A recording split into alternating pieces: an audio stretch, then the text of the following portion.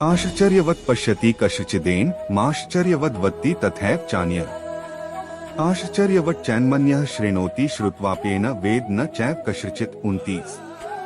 भावार्थ, कोई आत्मा को आश्चर्य से देखता है, कोई इसे आश्चर्य की तरह बताता है तथा कोई इसे आश्चर्य की तरह सुनता है, किंतु कोई कोई इसके विषय में सुनकर भी कुछ नहीं समझ पाते। तात्पर्य, चूंकि गीतोपनिषद उपनिषदों के सिद्धांत पर आधारित है, अथ कठोपनिषद में 1 फरवरी 2007 इस श्लोक का होना कोई आश्चर्यजनक नहीं है। श्रवण्यापि बहुभिर्यो न लभ्यः शृण्वन्तोऽपि बहवो यन् न विद्युः। आश्चर्यो वक्ता कुशलोस्य लब्धा आश्चर्योस्य ज्ञाता कुशलानुशिष्टः।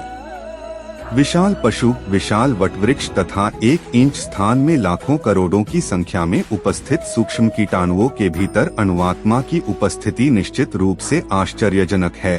अल्पज्ञ तथा दुराचारी व्यक्ति अणुआत्मा के स्फुलिंग के चमत्कारों को नहीं समझ पाता, भले ही उसे बड़े से बड़ा ज्ञानी, जिसने विश्व के प्रथम प्राणी ब्रह्मा को भी शिक्षा दी हो, क्यों न समझाए।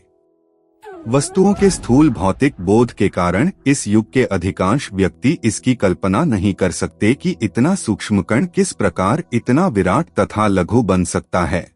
आठ, लोग आत्मा को उसकी संरचना या उसके विवरण के आधार पर ही आश्चर्य से देखते हैं।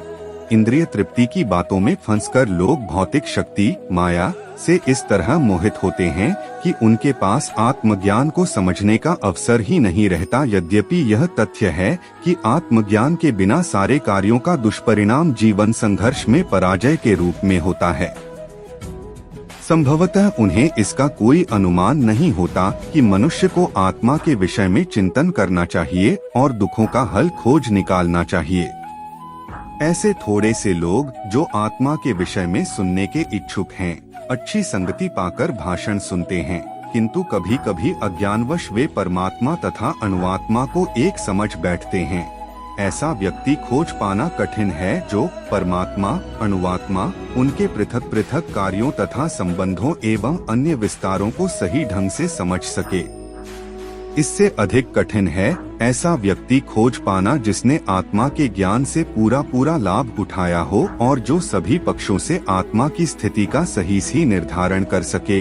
किंतु यदि कोई किसी तरह से आत्मा के विषय को समझ लेता है तो उसका जीवन सफल हो जाता है।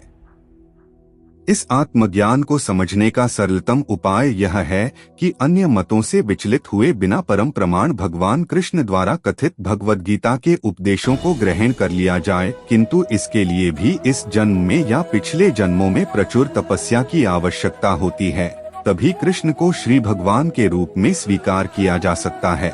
पर कृष्ण को इस रूप में जानना शुद्ध भक्तों की अहेतुकी कृपा से ही होता है, अन्य किसी उपाय से नहीं।